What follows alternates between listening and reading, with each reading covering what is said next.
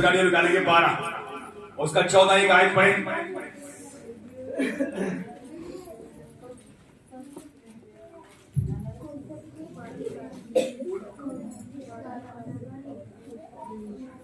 सबसे मेल मिलाप रखो और उस पवित्रता के खोजी हो जिसके बिना कोई प्रभु को कदापि नहीं देखेगा। बस देख लगाइए।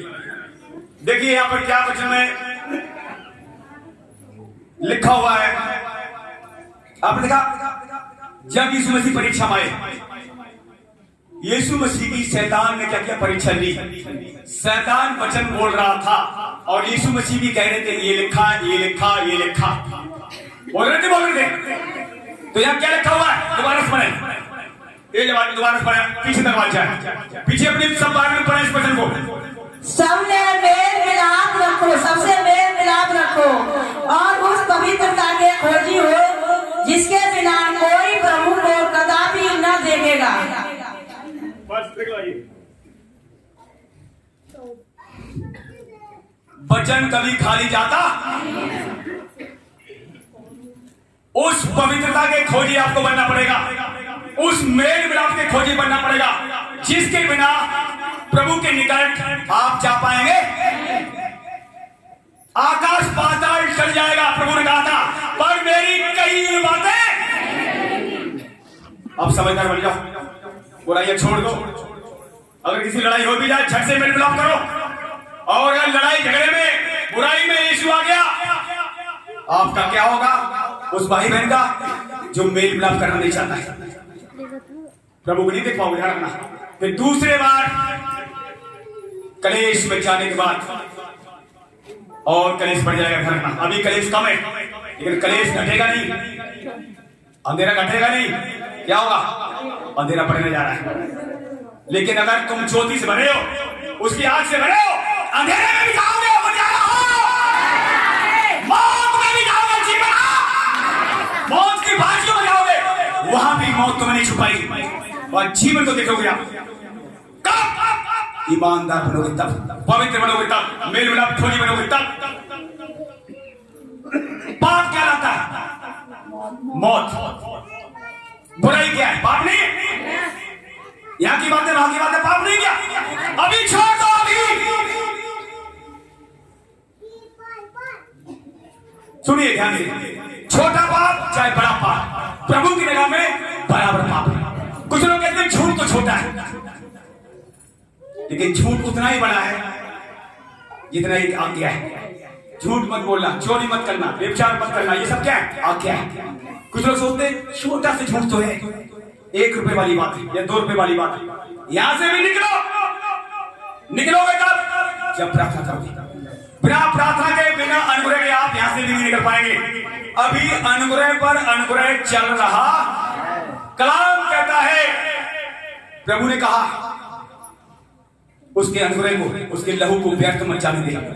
अभी झूठ पर झूठ है, इसका मतलब क्या है? हम फायदा उठाएं। जो लोग आज क्या कर रहे हैं? अनुग्रह को पैरों तले रोंद रहे हैं, प्रभु की लहू को पैरों तले रोंद रहे हैं, ये वचन को अंदर रख नहीं पा रहे। कौन बहकाए जा रहे हैं? याकूब ने कहा था, जो इस वचन को सुनता है, अंदर रखता है, वही आशीष। अगर जब बुराई की नंबर आता है, तब तुम्हें वचन क्यों नहीं याद आता है? ये बात में नहीं करनी बुराई। जब मन करता नशा करें, तब तुम्हें क्यों नहीं वचन याद आता? हमें गुटखा नहीं खाना है। हमारा शरीर पवित्र आत्मा का मंदिर बन गया है, इसलिए नशा नहीं करेंगे। क्या ये बातें याद आता है? वचन आता है? जिनको याद आता है वो खतरे से बाहर आने वाले हैं। जिनको याद नहीं आता है, शैतान गुमराह कर रहा है। मेरे प्रियो, यीशु मसीह ने यहां तक कह दिया था, ध्यान सुन लेना, लेडीज को छूने से नहीं, देखने से भी पाप हो जाएगा। मूसा के जमाने में लेडीज को छूना, व्यभिचार करना गुनाह था। अब यीशु मसीह जब से आ गए, गंदी बुरी निगाह भी अब अगर आपके ठीक नहीं हुए, गंदे विचार आ रहे हैं, तो आप खतरे में, चाहे वो कोई क्यों ना हो। अगर किसी बहन को देखकर, जो इधर भाई लोग बैठे, अगर आपके अंदर गंदे विचार आते हैं, तो आप खतरे में, बाहर निकलाओ। इसके लिए मैं आपको नहीं निकाल पाऊंगा। वचन जो आपको मिल रहा है अंदर रखो, ये सामर्थ्य है, ये निकालेगा। जिसने मुझे निकाला वो तुम्हें भी निकालेगा, निश्चय निकालेगा। परमेश्वर किसी का पक्षपात, वही दाऊद आप देख लो बैत सेवा के साथ क्या हुआ था, पाप हुआ ना, देखने से पाप हुआ था। पहले उसने देखा, अगले दिन बुलाया, पाप किया, और जब पाप ढपा नहीं, ढाप नहीं पाया, उसके आदमी को मरवा दिया और ज्यादा गुनाह कर दिया। परमेश्वर सुन लेना ध्यान से, दाऊद से बहुत प्यार करता था। दाऊद प्रभु के हृदय के तुल्य था, इसलिए चुना था, और नंबर 3 भी था, और उसको भी शैतान ने पाप में। तो आप हम क्या चीज है, इसीलिए प्रार्थना हर दिन वचन पर रहना पड़ेगा आपको। अगर आप गंदे विचारों फंसे, अगर कोई नशा में फंसा है, अगर कोई बुराई में आप फंसे, हर दिन प्रार्थना नहीं करेंगे तो आपको शैतान अब वो भी पूरी ताकत लगा देगा। कितने मसीहों को गिरा दूं, पर जो सच्चा मसीह है उसके आजू बाजू भी नहीं आ पाएगा, दूर जाएगा शैतान। सच्चा मसीह से शैतान डरता है। आपको सच्चे बनने, झूठ भी छोड़ना है, एक रुपया ईमानदार बनना है। किसी का पैसा लिया, वापस करो जल्दी से। किसी का पैसा उधार भी लिया है, ईमानदार लोग वापस करो। नहीं कर पा रहे हो, उसके हाथ छोड़ो, वो क्षमा करता है, माफ करता है, आपको माफी मिलेगी। वचन मालूम पड़ा ना, एक कई हजार दिनार लेने वाला था, और एक सिर्फ 100 रुपए का, मतलब 100 रुपए का कर्जा था। बड़ा कर्जा उसका क्षमा कर दिया उसके मालिक ने जब गिड़गिड़ाया, लेकिन उसने 100 रुपए माफ नहीं की, सजा मिली। तो समझ जाओ, अगर आप क्षमा नहीं करोगे तो आपको भी क्षमा स्वर्ग से मिलने वाली। परमेश्वर किसी को नहीं छोड़ेगा, मूसा को नहीं छोड़ेगा, हमें भी नहीं छोड़ेगा। मैं अपनी तरफ हाथ बढ़ा रहा हूं, देख देता हूं मेरी तरफ, मुझे नहीं छोड़ा जाएगा, मेरे बच्चों को नहीं छोड़ा जाएगा। इसलिए मेरे लिए आप ज्यादा प्रार्थना करो, मेरे बच्चों को ज्यादा प्रार्थना करो। मैं फिर कर रहा हूं, आप मेरे लिए, मेरे परिवार के लिए प्रार्थना ज्यादा करेगा। 2024 में बहुत चिंता उठाएगा आपकी बर्तन अपनी लाइफ में। जो मेरे परिवार से प्रेम करता है उसके घर में 2024 का आशीष आने वाली है। ऐसी आशीष आएगी कि वो हिला नहीं पाएगा। खुदा क्या चाहता था, मूसा से लोग प्रेम करें और मूसा के लोग बुराई न करें, लेकिन वहां के लोगों ने क्या किया, साथ चलने वाले हारून ने मरियम ने क्या किया, बुराई कर दी। उन्हें जितने साथ रहते हुए, मूसा के साथ रहते हुए, फिर भी मूसा की बुराई कर दी। परमेश्वर नाराज हो गया, आप देख सकते हैं। तो आप परमेश्वर को नाराज मत होने दो। आप चाहते हैं मेरा घराना बचाया जाए, तो मेरे लिए, मेरे परिवार के लिए, मेरे बच्चों के लिए उनकी कमियां मत देखो, उनकी हमारी कमियों के लिए प्रार्थना करो, ताकि खुदा तुम्हारी कमियों पर निकाले। अगर आपको कोई कमी हमारे अंदर नजर आ रही है, हमारे बच्चों के अंदर, किसी से मत सुनाओ। बुद्धिमान व्यक्ति कौन है, कुछ लेकर प्रार्थना करने के लिए, मेरे परिवार के लिए, ये करो, मेरे परिवार के लिए, मेरे बच्चों के लिए, मेरे बेटा बेटियों के लिए। अगर तुम बुद्धिमान हो, समझदार हो, घूमने रखो, बंद कोठरी में जाओ, प्रार्थना करो। ना तुम्हारे बच्चे बन रहे हैं, ना तुम्हारे पति बनना बदला, तो बता देना, क्योंकि आप मेरे लिए बोल उठाओगे, खुदा तुम्हारा बोल उठाएगा। ऐसा कलाम कहता है। अब हम जल्दी से आते हैं, एक वचन और निकालें, भजन संहिता में, भजन संहिता 37 और उसका 37 एक आयत पढ़ी। सचमुच प्रभु आपसे बहुत प्यार करता है।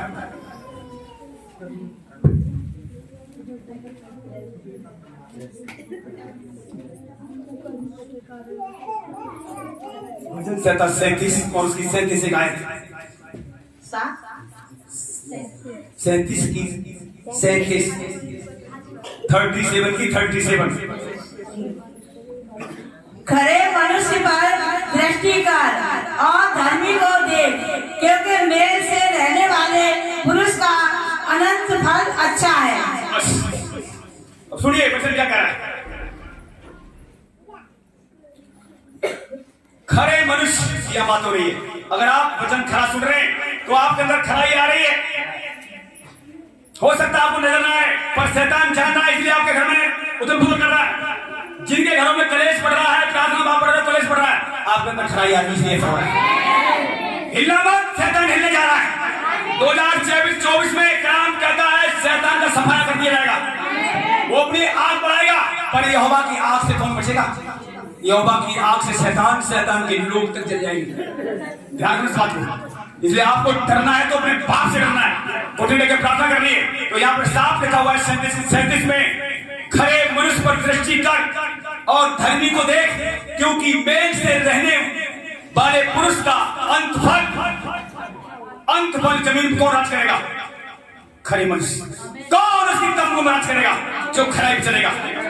यीशु मसीह जितने को उठाकर ले जाएगा उनके साथ राज करने भी आएगा। अब जानते हो, इसलिए चौकस रहो, सावधान रहो, प्रार्थना बंद कभी मत करना। रोटी एक बार छूट जाए, अगर आप कहीं जाते सफर में लेट हो गए, खाना ना मिले मत मिले, शाम की प्रार्थना करके ही सोना, ये कभी मत छोड़ना। रुपया पैसा छुट्टी हो तो हो जाए, रुपया पैसा आए चाहे मत आए, कम आए कम में बढ़ा देगा। आप जानते हो ना, कम पैसे में ब्लेसिंग कर देगा, पर कलिसिया ओवर टाइम के लिए ओवर टाइम मत लगाना। जो ऐसा करता है वो खुदा के लिए प्रिय बन रहा है, प्रिय। वो पैसे से नहीं, वो खुदा से मोहब्बत करता है, जो पैसे नहीं छोड़ता है। दाऊद क्या कहता है, निकालने के भजन से 42 आए जल्दी। दाऊद क्यों परेशान हो रहा है? भजन संहिता 42 में दाऊद परेशान है। क्यों परेशान है? देखिए, हम जल्दी से पढ़ें।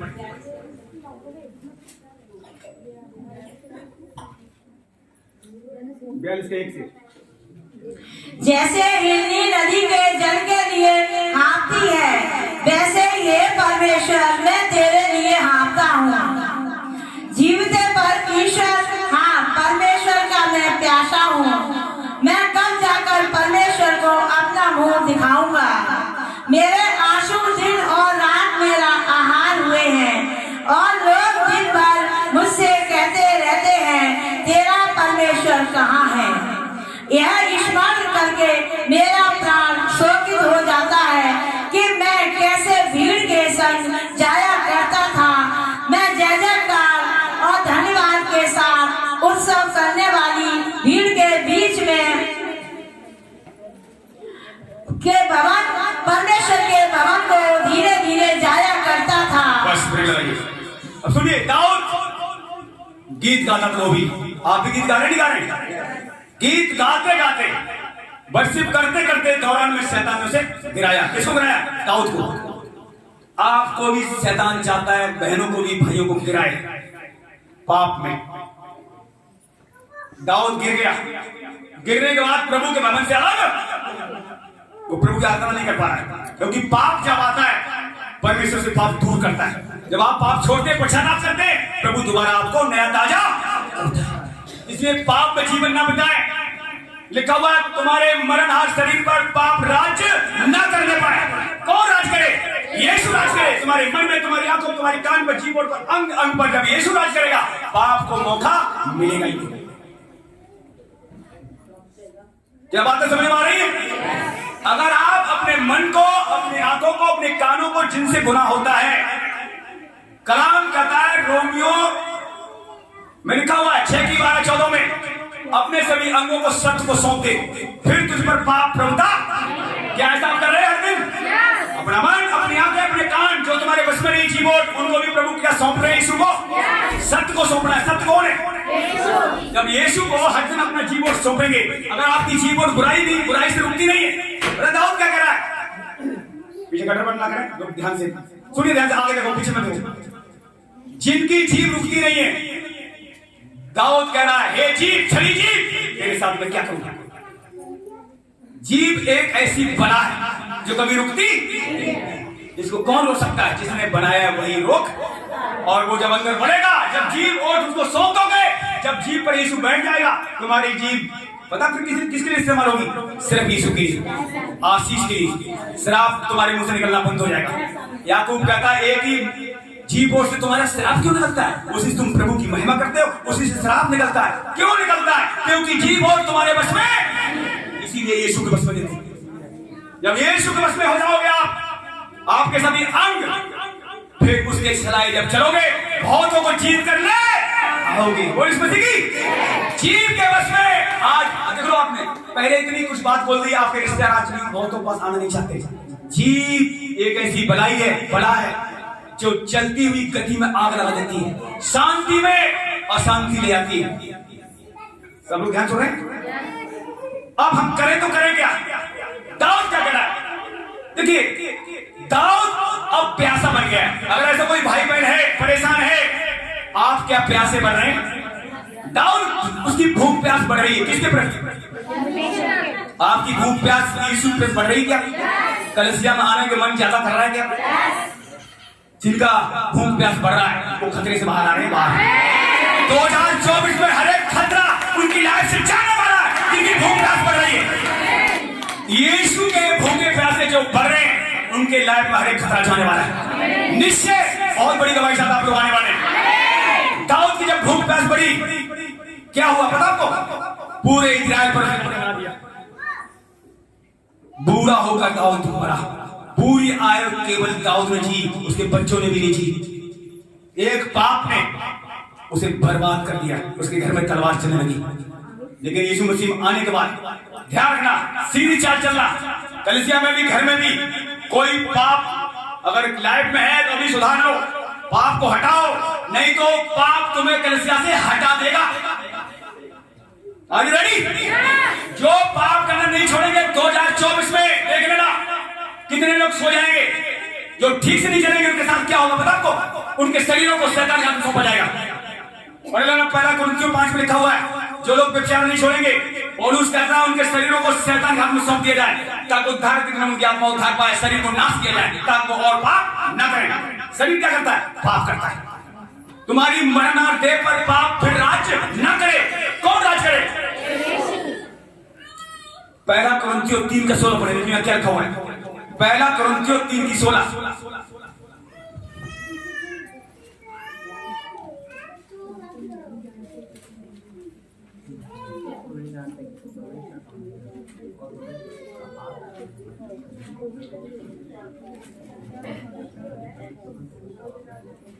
क्या तुम नहीं जानते कि तुम परमेश्वर का मंदिर हो,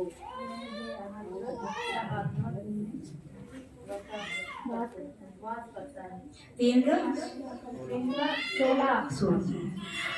क्या तुम नहीं जानते कि तुम परमेश्वर का मंदिर हो और परमेश्वर का आत्मा तुम में वास करता है? यदि कोई परमेश्वर के मंदिर को नष्ट करेगा तो परमेश्वर उसे नष्ट करेगा, क्योंकि परमेश्वर का मंदिर पवित्र है और वह तुम हो। और वह तुम हो। अपना उंगली उठाओ अपनी तरफ। और मैं हूँ। बोलो और मैं परमेश्वर का मंदिर मैं हूँ। बोलो परमेश्वर मंदिर मैं हूँ और मैं पवित्र हूँ। अब इसे मैं गंदा नहीं करूंगा। आमीन। इस बात को याद रखो। क्या तुम नहीं जानते? ये वचन क्या कह रहा है? क्या तुम भूल गए हो? क्या तुम्हें नहीं पता तुम परमेश्वर के मंदिर हो, तुम में पवित्र आत्मा वास करता है? इसलिए लिखने वाला यह कह रहा है इस मंदिर को कोई नष्ट करेगा। परमेश्वर कह रहा है मैं उसे नष्ट। समझ लो, कौन व्यक्ति खतरे में जो पाप को नहीं छोड़ पा रहा है? ये शरीर परमेश्वर की आत्मा का। अब इसे बचाओ पाप से। नहीं बचा पाए, आपने इसे गंदा रखा तो तुम्हारी आत्मा को भी खुदा नाश डबल मौत आएगी उनके लिए। ध्यान रखना, जो लोग पाप में जीवन बिता रहे हैं, शरीर में भी मरेंगे, आत्मा भी उनका। हमारा फैसला तुम्हारे हाथों में। ये सुनो, ये रिश्ता पति पत्नी का, बेटा बेटी का, बहू सास का कितने दिन का कोई बताएगा? 2 दिन का मान। तीसरे दिन यीशु आ जाएगा। 2 दिन, तीसरे दिन यीशु जिंदा हो गया। तो 2 दिन में सब कुछ होने जा रहा है। 2000 वर्ष बीत गए, तीसरा दिन प्रभु के जीवने का आने का समय तैयार है। अब ये रिश्ता पता, आपको वो बातें याद रहेगी जो आप अभी सुन रहे हैं। एक दूसरे को पहचानेंगे भी, जो स्वर्ग में जाएंगे पहचानेंगे, और जो नर्क में जाएगा उसे भी आप पहचानेंगे। लेकिन वहां नर्क में कोई प्रार्थना सुनी जाएगी। अभी आपकी प्रार्थनाएं कमजोर हैं, अभी किसी के साथ कुछ भी समझौता करना चाहते हैं, अभी समय है। Are you ready? तो आप अपने आप को पहचाने, हम कहां हैं। यीशु तो यहां रहना चाहता है, यहाँ है। यीशु नशा नहीं करेगा। अगर आप दारू पी रहे हैं, यीशु हटके बाहर निकल। आप गाली देंगे, यीशु क्या करेगा? बाहर निकल जाएगा। लेकिन पवित्र आत्मा शोभित करेगा। जो आपको पवित्र आत्मा दिया गया है, आप देख लेना जिनके अंदर पवित्र आत्मा बढ़ना मांग रहा है। जैसे आपने गलती से गाली दे दी, बाद में आपको वो कुछ होगा, तूने क्यों गाली दी, तूने क्यों गाली दी? ऐसा होता नहीं होता? होती नहीं होता? जिनके अंदर ऐसा होता, तूने गाली क्यों दी, क्यों दी, क्यों दी? फिर आप क्षमा मांगते हो, फिर दोबारा ताजा होता करते हो। लेकिन कलाम कहता ध्यान रखना, पवित्र आत्मा को जो बार बार शोभित कर रहा है, बार बार गाली दे रहा है, पवित्र आत्मा को जो बढ़ने नहीं दे रहा, वो खतरे में। पवित्र आत्मा जब बढ़ेगा तब तुम्हारा आत्मा बढ़ेगा, उन्नति होगी। नहीं तो पवित्र आत्मा के पता है, जब यीशु आएगा, सुन लो ध्यान से, जब यीशु आएगा, जब पूरा पूरा छुटकारा होगा, अपने साथ ले जाएगा, उस समय वो देखेगा पवित्र आत्मा आत्मा को किन लोगों ने शोकित किया, किन लोगों ने पाप को नहीं छोड़ा। इतना वचन सुनने के बाद भी उन्होंने अपनी लाइफ को चेंज नहीं किया। पवित्र आत्मा जिन्हें मिला वो छोड़कर नहीं जाएगा, ध्यान सुन लेना। पर वो बढ़ेगा जब आप ये भोजन खाएंगे और बुरे काम छोड़ेंगे। और सुनो ध्यान से, जो लोग पवित्र आत्मा को ज्यादा बढ़ा रहे हैं अपने अंदर, उनके जीवन में 2024 में पता है क्या क्या आने वाला है। घबराहट कितने लोगों को पड़ेगी, बहुत लोग सांस नहीं मिलेगी, सो जाएंगे, क्या होने जा रहा है, और लोग डरेंगे। पवित्र आत्मा जिसके अंदर बढ़ेगा उन्हें डर भी नहीं लगेगा। हर वो डर पवित्र आत्मा भगाएगा, वो तुम्हारा सहायक बना हुआ है। अभी पवित्र आत्मा क्या मिला, उस सहायक रूप में दिया गया है। और पिता आपके साथ है, परमेश्वर भी आपके साथ है, यीशु भी साथ है। और पवित्र आत्मा सबसे पहले क्यों दिया गया है, थोड़ा बयाने में, ताकि आप हर दिन बढ़ाएं। बढ़ेगा कैसे? क्या वचन सुनते, क्या घर में प्रार्थना करते, क्या कलीसिया में समय से आते? जब कलीसिया में पूरी आराधना निकल जाती कितने लोग दबाते हैं? जब आपको कलीसिया में आना ही है, पूरी आराधना लो, निश्चय पूरे गीत लो। कौन सा गीत आपका नशा छुड़ा दे, कौन सा गीत आपसे अंदर चंगाई दे दे, कौन सा गीत आपके लिए क्या कर दे, कुछ पता। लेकिन ध्यान सुन लेना, पूरा समय से पूरी कलीसिया में समय से आओ। दाऊद गीत गाता था और बड़े बड़े रीछों के जबड़े फाड़। मेरे प्रियो, इसलिए खिलवाड़ न करें प्रभु साथ, क्योंकि परमेश्वर तो आएगा, मसीहा तो आएगा। दिल ले चुका है, रूह लेने आ रहा है। अगर आपका दिल वास्तव में यीशु ने ले लिया है, मन यीशु ने ले लिया है, तो आप रहने वाले नहीं, आप में परदेसी हैं। जल्दी से हम देखें आखिर दाऊद क्या कह रहा है। थोड़ा सी एक आयत आगे और पढ़ें, 5 आयत पढ़ें, 42 की 5।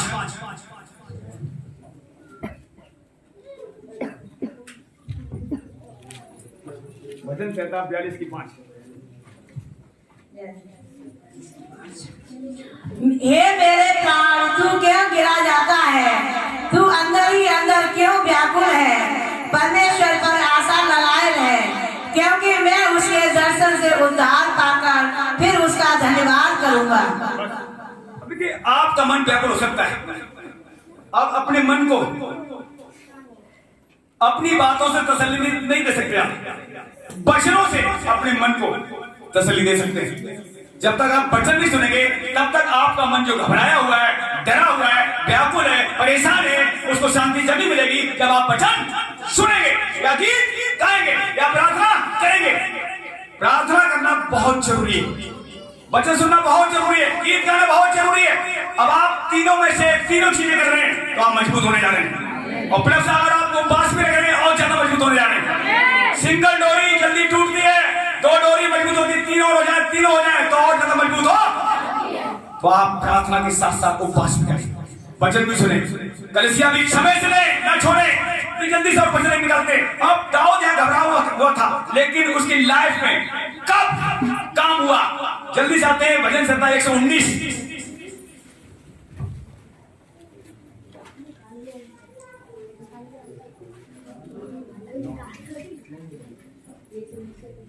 हम्म, 119 और उसकी 9, 10, 11, 3 आयत पढ़े।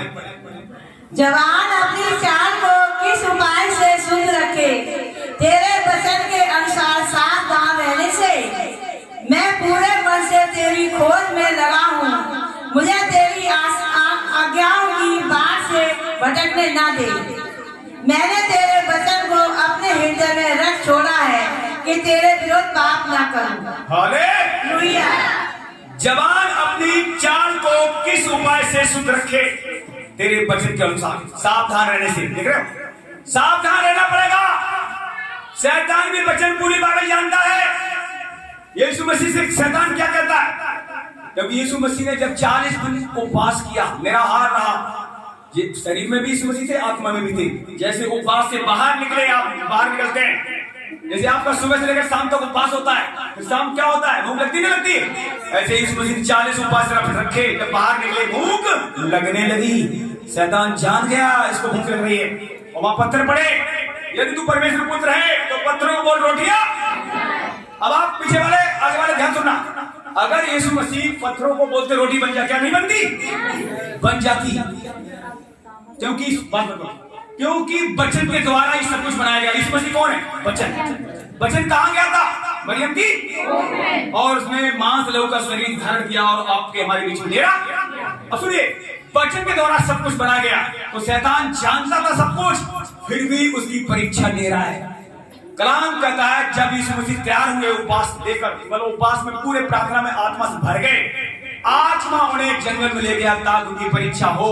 ये फिट हुए कि तो आपकी परीक्षा होगी जब आप दुखों की भट्टी में डाले जाएंगे। ये दुख वो दुख, ये दुख वो दुख, नाना प्रकार दुख आएंगे, उसमें भी खड़े रहेंगे, अड़े रहेंगे, तब शैतान आएगा, परीक्षा लेगा आपकी। अगर मानो कोई गाली देने वाला है, कैसे परखा जाएगा? तुम्हें गाली दिलवाई जाएगी, तुम्हारी गाली बंद हुई कि नहीं। जब तुम कोई गाली दे और गाली तुम्हारे मुंह से नहीं निकली तो तुम लोग पास हो गए, और गाली वाली गाली दे दी तो फेल हो गए, अभी पके नहीं है। समझ रहे हो? यीशु मसीह पक चुका था। और क्या हुआ है इब्रानियों 5:7 में? यीशु मसीह पिता से वचन से पैदा हुआ, फिर भी आंसू बहा बहा कर, रो रो कर, ऊंचे सबसे पुकार पुकार कर आज्ञा मानना सीखता रहा, यहां तक आज्ञाकारी बना, महायाजक का पद पाया। तो बताइए, अब जब यीशु मसीह को इतनी प्रार्थना करनी जरूरत तो आपको हमें कितनी प्रार्थना करनी चाहिए? आप चाहते बस प्रार्थना ना करें, कल से हम जाएं और आगे हमें प्रार्थना ना हो, हमारे लिए काम हो जाए, नहीं होगा। क्या मैं ठीक कह रहा हूं? पढ़ रहे हैं इब्रानियों 5:7 में, यीशु मसीह इकलौते थे पवित्र आत्मा से, उनके अंदर कोई कुटिलता थी नहीं, फिर भी क्यों प्रार्थना के लिए उन्होंने रो रो कर आंसू बहा कर? क्यों? क्या मैंने सीखी बताओ, ताकि हम देखें जब यीशु मसीह प्रार्थना करने की जरूरत, हमें कितनी जरूरत है। यीशु मसीह प्रार्थना नहीं करते तो भी काम होता, लेकिन आपको हमें प्रार्थना करने की क्यों ज्यादा जरूरत है? क्योंकि हम पाप से पैदा हुए, वो पवित्र आत्मा से पैदा हुए थे, हम और आप पाप से पैदा हुए, हमारे ब्लड में ही पाप है। और उस कहता जो मैं काम करना चाहता हूं वो होता नहीं है, जो नहीं चाहता हूं ये बुराई ना हो वही हो। कौन है ये? मैं कैसा अभागा मनुष्य हूं, कौन इसे छुड़ाएगा? और वो आपको मिल चुका, फिर क्यों नहीं प्रार्थना कर रहे भाई? फिर क्यों नहीं छोटे बनते? अगर आप छोटे बनते कभी बड़ा किया, मेरी तारीफ भूल जा, तुम्हारी कोई तारीफ करे, तुम्हारा कोई नाम नहीं लेता कलिसिया में, या कोई हाथ भी न मिलाए, जय मसीह न करे, मत करो, तुम भी जय मसीह कर लो। सुनो, मैं सच में क्यों बता रहा हूं? अगर आपसे मान लो कोई बहन भाई जय मसीह नहीं कर रहा है तो आप कर लो जय मसीह भाई, क्या हुआ? तुम्हारी तारीफ खुदा करेगा स्वर्ग में। और आप पहले बोलोगे तुम्हारी तारीफ खुदा करेगा स्वर्ग में, क्योंकि आपने कड़वाहट रखी नहीं, आपने मेल मिलाप किया है, और मेल मिलाप का वचन चल रहा है यहाँ पर। और जल्दी से हम देखते हैं, अब इसमें हम वचन में देखते हैं, भजन संहिता 133:1 पढ़े, देखिए क्या प्रभु कह रहा है। 133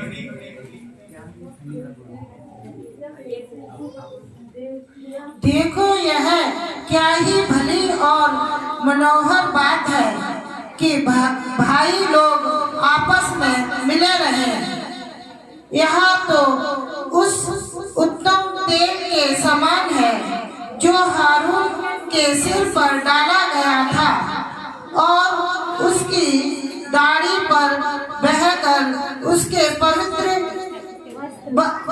उसके वस्त्र की छोर तक पहुंच गया। अब सुनिए, देखो क्या भली मनोहर बात है, भाई लोग आपस में मिले रहते। जब आप मिले रहते शैतान डरता है, वो घबराता है। जब आप मिले नहीं रहते तब आप घबराते हैं। देख लो, अकेला कोई नहीं चल पाएगा, चल के देख लेना। जब आपकी संगति में लोग मिले रहेंगे, आप एक पावर रखेंगे, पावर। तो खुदा खुश कब है? संगति में। आप मिले रहे, मेल मिलाप के खोजी बने, उस पवित्रता के खोजी बने जिसके बिना हम प्रभु को नहीं देखेंगे। और जो कोई ऐसा कर रहा है, मेल मिलाप ढूंढ रहा है, पहले बोलता है, कोई तुमसे बोले नहीं बोला, आप अगर पहले बोलते हो फिर भी बुरा नहीं मानते, कोई आपसे मानो बोल ही नहीं रहा, कब तक नहीं बोलेगा। अब आप बोलोगे, एक दिन बोला, 2 दिन बोला, 3 दिन बोलोगे, वो फिर भी नहीं बोल रहा है। आप बोलते रहना, ताकत लगाना, बोलते रहना, जय मसीह करते रहना, और एक दिन परमेश्वर उसके मुंह से जय मसीह निकलवा देगा, और जीत तुम्हारी होगी, तुम्हारी जीत। अगर किसी को जीत सकते हो तो प्रेम से जीत सकते हो, नहीं कोई निकलेगा नहीं। तो मेरे प्रियो, उस ओस के समान जो सिय्योन के पहाड़ों पर खुदा ओस गिराता है। आप देख लो, कलाम कहता है यदि ओस ना गिरे खेतों में, ईसाया 25 में लिखा हुआ है, बारिश और ओस स्वर्ग से परमेश्वर गिराता है, फिर जमीन को गीला करता है, फिर जमीन को उपजाऊ बनाता है, फिर बोने वाले को बीज और खाने वाले को रोटी मिलती है। अगर ओस गिरना बंद हो जाए तो गेहूं, अभी जो फसल बोई गई, ये ठीक से होने वाली आप देख सकते हैं। तो ओस, अगर आपकी लाइफ में ओस गिरे आपके ऊपर, मेल मिलाप के कोठी बनो, क्षमा करो उन्हें, हो गया बहुत, क्षमा करो लोगों को जिन्होंने तुम्हारी बदनामी की। तुम गले मिलो, एक बार कोई मुंह घुमाएगा, 2 बार घुमाएगा, कितनी बार घुमाएगा? तुम हार मत मानना, जीत तुम्हारी होने जा रही है। और इसमें देखिए ये सच्चाई है। 18 में, लूका 18 में यीशु मसीह क्या कहा? नित्य दिन प्रार्थना करना याद मत छोड़ना, ऐसा करने से तुम बड़ा फल लाओगे। एक शहर में, वहां पर एक व्यक्ति रहता था, ना परमेश्वर से डरता था, ना किसी मनुष्य की परवाह, विधवा औरत उसके घर में जाती। बताओ ऐसे व्यक्ति के पास कौन जा रहा? बताओ। और उसका दरवाजा खटखटाती। 1 दिन, 2 दिन, 3 दिन, 4 दिन, हफ्ते भर उस व्यक्ति को कोई परवाह उसकी भी नहीं करी, लेकिन फिर भी वो जाती रही। वचन जानते हैं हम लोग, उसने उसका दरवाजा खटखटाना बंद। यीशु मसीह उदाहरण दे रहे हैं, ध्यान सुनो ना। यीशु मसीह ये वचन अपने चेलों को बता रहे हैं। एक विधवा औरत उसके घर जाती थी, उस मनुष्य के पास जो किसी की परवाह करता ही नहीं था। बताओ कितनी बड़ी बात है। उसने कई दिन तक परवाह नहीं करी, फिर भी दरवाजा खटखटाती रही, बोलती रही, मेरा मुद्दई से छुड़ा, मेरा न्याय छुपा। कोई उसका काम हो रहा होगा, विधवा का कोई काम नहीं कर रहा था।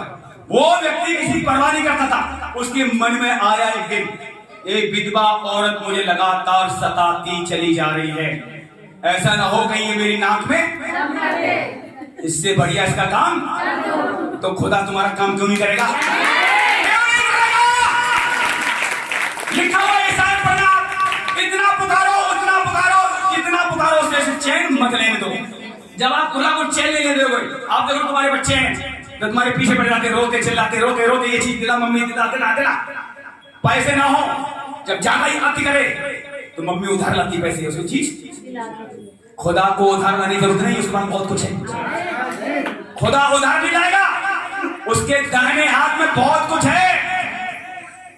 लेकिन सवाल यह है कि आप उसे चैन लेने दे रहे कि नहीं दे रहे हो, या खुद ही खराटे मारे बातें, या खुद तुम चैन ले रहे हो, उसकी कोई परवाह नहीं कर रहे। बिना प्रार्थना के कुछ भी खुदा नहीं करेगा, बता रहा हूं। जब यीशु मसीह प्रार्थना करनी पड़ गई तो आपको हमें कितनी प्रार्थना करनी चाहिए? बिना प्रार्थना के कुछ भी होने वाला नहीं है। प्रार्थना में स्पीड जो बढ़ाएंगे 2024 में, देखना आपके घर में बड़े काम होने जा रहे हैं, बड़े काम। एक बच्चा और जल्दी से निकालते हैं, हम आते हैं पहला पतरस, बस थोड़ी देर बंद करेंगे, ध्यान सुनना। पहला पतरस 4 और उसका 7 ऐसे पढ़ेंगे।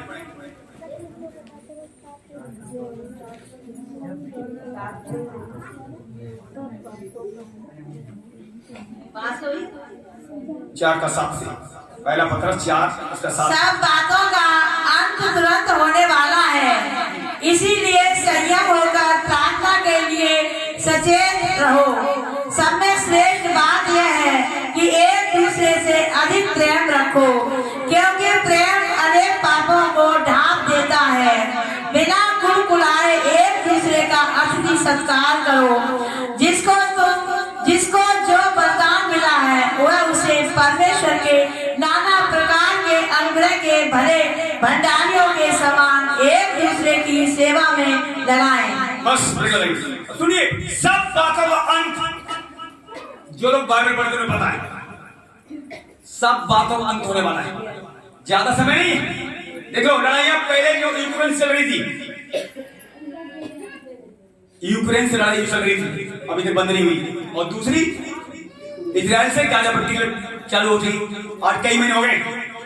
और सुनिए, गाजा पट्टी एकदम ऐसा बढ़िया शहर था, वहां उनके पास कोई धन की कोई व्यवस्था कमी नहीं थी, मिसालें बहुत थी, बहुत कुछ था उनके पास। लेकिन ये नाश क्यों हो रहा है? क्या जान रहे हैं? जहां जो लोग बुराई नहीं छोड़ेंगे, खुदा अंतिम जरूर सबको नाश कर देगा।